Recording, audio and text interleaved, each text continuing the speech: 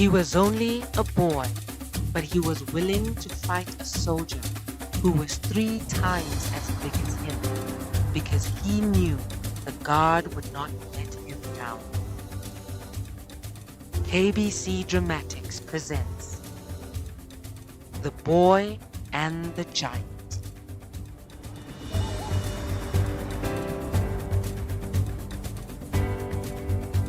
He was not doing anything special that bright and sunny morning, only looking after a few lonely sheep. That was until a servant came running over the hard, desolate ground to see him. David, your father wants to see you. Now, I will watch the sheep till you get back. When David got to his father Jesse, who was sitting under a large tree, he couldn't help noticing that he looked even older than he really was. Ah, David! Come, my son. Sit down. As you are aware, the 3 of your older brothers have been enlisted in the army, and at the moment encamped above the valley of Elah, near the border of the Philistines. Our king has over 100,000 soldiers there, protecting us from these marauding barbarians. Oh, I would have loved to have gone with them, father. You know Oh, please, David, you are only a boy. The Israeli army does not take 16-year-olds. Now, stop interrupting and just listen to me. I'm worried sick because I've heard nothing about the battle or what's happened to your brothers.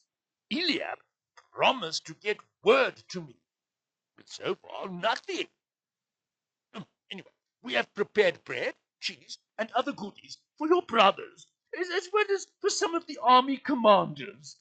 I want you to take these to them and find out what is going on. Now, you are leaving at midnight tonight. We should be there by sunrise tomorrow morning. That night, after David loaded the donkey with food for his brothers, he couldn't sleep because he was so excited and just wanted to get going. He had never been to a battlefield before. This was a real adventure. Exactly as his dad had said, as the sun slowly peeped over the horizon, David came around a bend and saw more tents than he had ever seen before. They seemed to go on forever. It was the Israeli army. Eventually, after speaking to the guards at the gate, he managed to find his 3 brothers who were having breakfast outside their tent. The first one that David saw was Abida. Hey, I don't believe it. I don't believe it. It's our little brother. What are you doing here? Oh, and little boys are not allowed in the army. I'm not little Eliab. I came to see how you guys are getting on. Everyone at home is very, very worried about you guys. And besides, I brought some of your favorite food. Dad thought that you might be a little hungry. He then opened the large container and revealed what was inside. Abidab was unable to conceal his excitement. Oh, oh boy, oh boy. Homemade bread, honey and cheese. This is... He was suddenly interrupted by the shrill sound of a trumpet that seemed to fill the valley between the Israeli army and the Philistines, who were camped on a rise about 100 meters away. Shammah's very words echoed fear. Oh no! He's back again! David did not know what was going on, as all around him men clearly terrified men were grabbing swords and spears. What? What's going on? What's happening? Come on, let me show you a sight you'll never forget. The most frightening man that ever walked. With that, he headed to the front line with David and his other brothers in tow. David managed to peer through the soldiers as they stood crammed on the hill facing the valley. He could sense the unconcealed fear emanating from each Israeli warrior as they stared, fully armed, at the scene below them. As the trumpet sound faded away, a man bigger than anyone David had ever seen strode out from the Philistine camp. He was covered head to toe with armor, and in his hand he held a sword that was as large as a man. Next to him, a servant battled to carry a massive shield and spear as he walked. When this giant got halfway, he stopped, and in the deepest, roughest voice David had ever heard, boomed, "Well, none of you lily-livered Israeli cowards come to fight me? We, the Israelis, are a thoughtful people, and if one of you can beat me, we will turn around and go back to our country. But if I win, then Israel will be ours, and you will be our servants. We have given you more than enough time. If no one is brave enough to fight me, then in 2 days we, with me at the head, will march into your country and kill you all." Goliath stood for a few seconds, staring at the Israeli troops, who seemed frozen.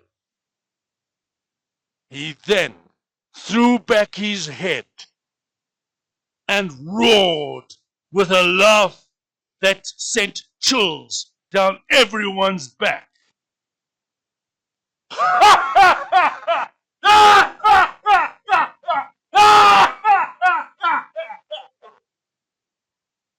He then did an about turn and marched to his camp. But why doesn't anyone go and fight him?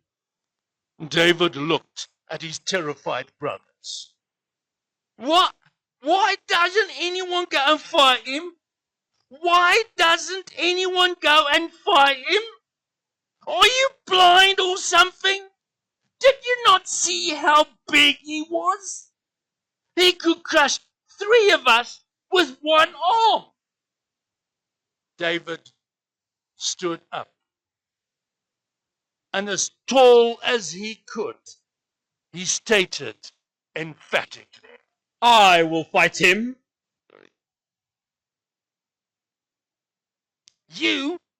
Oh, please. You're only a boy. I mean, you've got no training, no weapons, no muscles."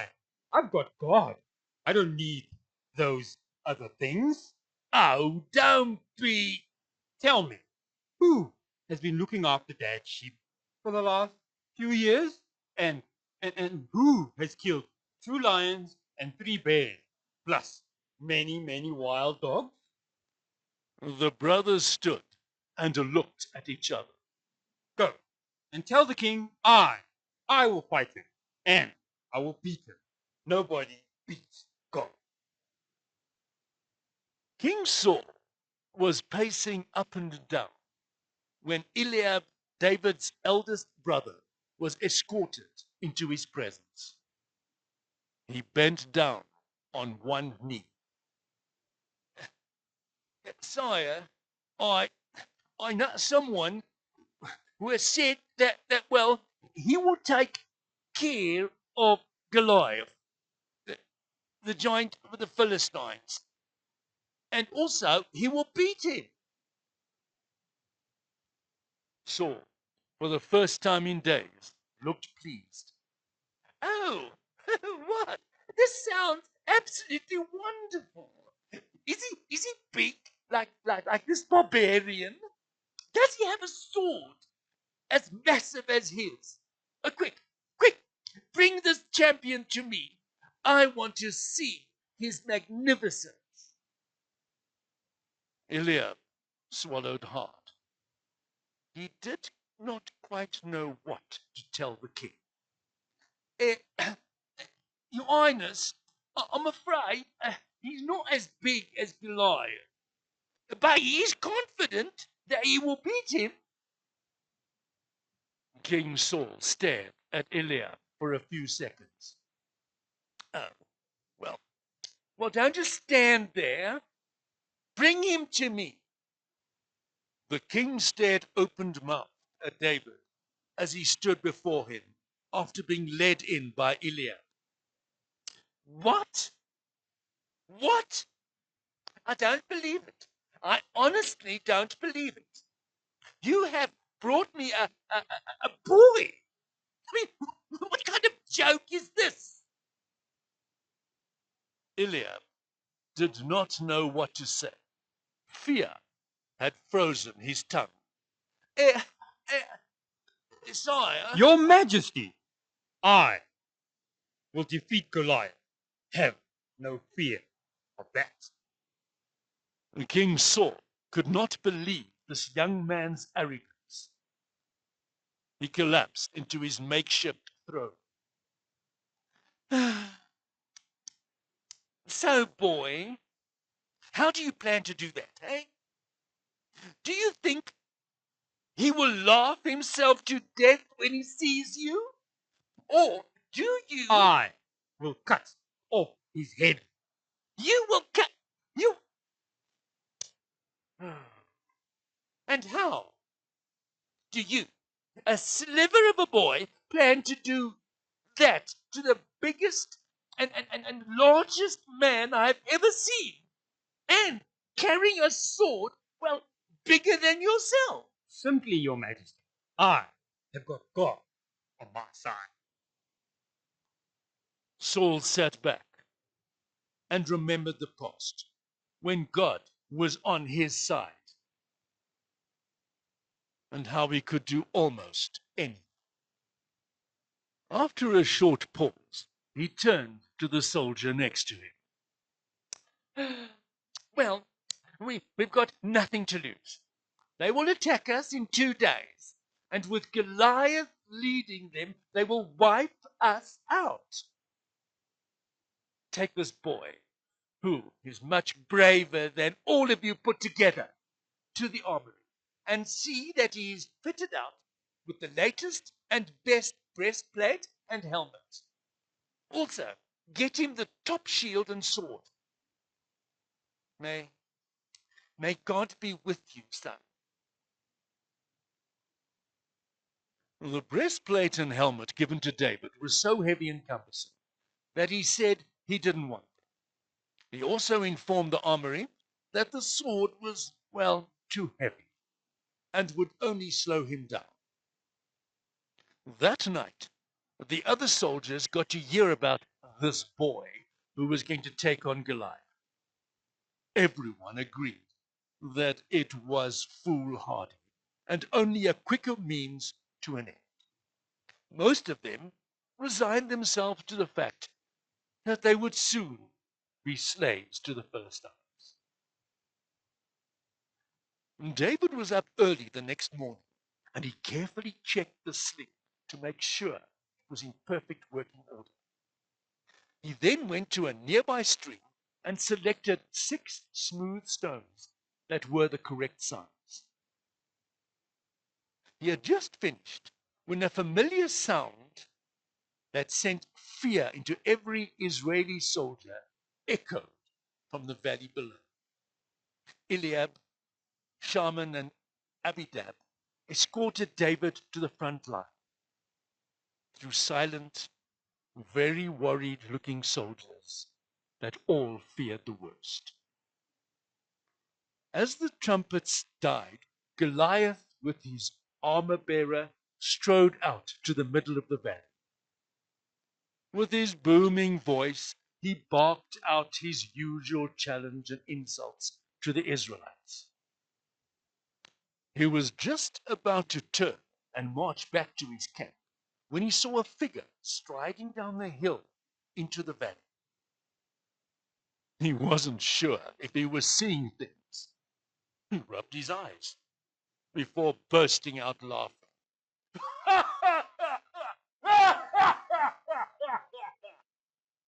Are you Israelis mad?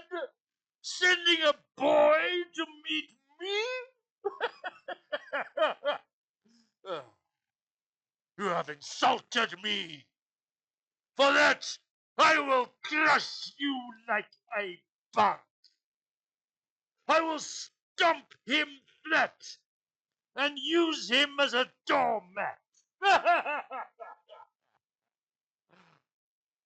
Where are your weapons, you miserable little rat?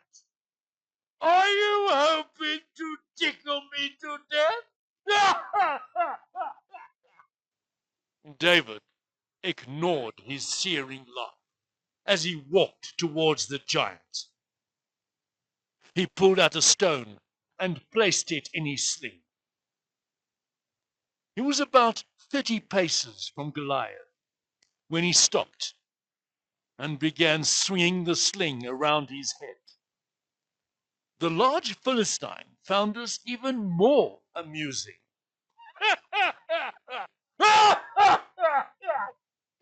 I thought we were supposed to fight, not dance.